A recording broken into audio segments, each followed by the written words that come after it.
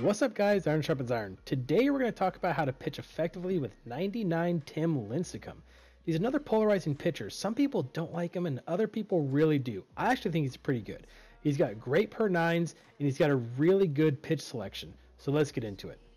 Now the first thing we're going to do with Lincecum is we're going to go into the gameplay options and we're going to go to the pitching camera and make sure it's a pitcher offset. We want to see the ball coming out of the hands.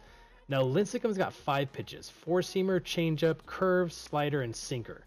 The four-seamer I like to establish at the bottom of the zone. It comes in around 92 to 96 miles per hour, and the reason why I like to put it at the bottom of the zone is because it really helps to set up the other pitches, like the changeup. The changeup comes in around 81 to 83 miles per hour, and it really is deceptive. It looks just like the fastball coming out of the hands, and once you've established that fastball, it's really hard for batters to lay off. And then you have the curveball. It's a really good put-away pitch. It comes in around 75 miles per hour. It's really hard for guys to time up. And then the slider has a really good break. It looks so similar to the fastball coming out of the hands. It also looks very similar to the sinker. It's another very good pitch. And then of course, my favorite pitch, as you guys know, the sinker. And even though it's his 5th pitch, it's still a really good pitch because it has a lot of horizontal movement. You can throw it inside to righties, you can throw it down in the zone, you can throw it up high. It's really hard to see when it's coming up high, and you can throw it inside to lefties as well. So when I'm pitching with Lincecum to a righty, I really want to use that sinker and that slider a lot. I play them off each other. You can see right here the sinker really breaks in hard, especially to right-handed hitters. So I want to put it on the inside corner, even off the inside corner. If I hit the corner, that's fine. But then you can see how the slider breaks. It looks exactly the same coming out of the hands, but it's coming in about 10 miles an hour slower. So when I throw it to this guy, he's just seen the sinker, and now he's got the slider, and he's way early on it. It's really hard for guys to time those 2 pitches up. And then to put them away, I like to go sinker high above the hands. It's almost impossible. Now another way you can attack righties is by using that fastball low in the zone like we talked about earlier, and then going backdoor with the sinker. It has enough break to where you can usually get a called strike. And then once they're expecting 95, drop the hammer, drop the curve on them. It's so hard for them to lay back on it.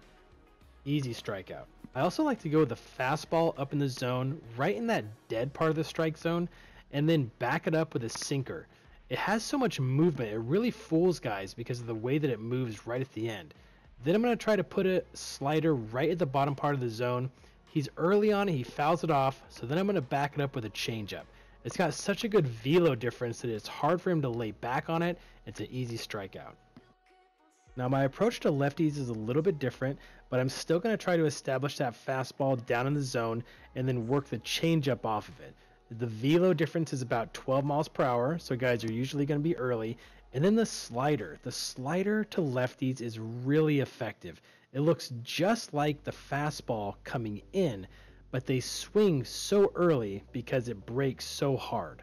And then that's when you try to get them in the rocking chair. You start throwing those fastballs away, they're late on it, and then again, you throw the hammer. The curveball that comes about 73 miles per hour, and they just can't help it swing.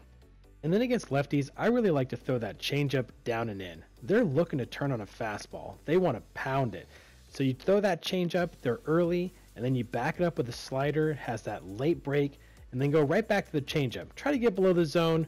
Sometimes you get lucky. So remember, when you're facing a righty with Lincecum, really use that sinker in on the hands and the slider. They both look so similar coming out of the hands. It's really hard for them to lay off. And then the fastball, make sure you establish it even below the zone. It's no problem. And then work the changeup to lefties. They're looking for the fastball, and then remember to use that slider. It looks just like the fastball, and it's very effective. So guys, thank you so much for watching this video on how to pitch effectively with a 99 Tim Lincecum.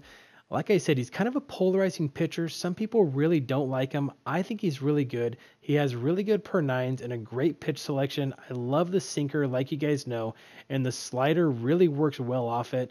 He's got a good velo difference between his fastball and his sinker, and then the curveball and the changeup, and then the slider. The slider was what really surprised me because it looks so similar to the fastball, even like 3/4 of the way to the plate.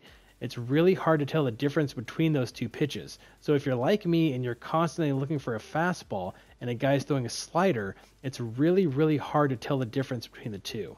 So remember to slap the like button. Please subscribe to the channel if you haven't, and I will talk to you guys later. I am out.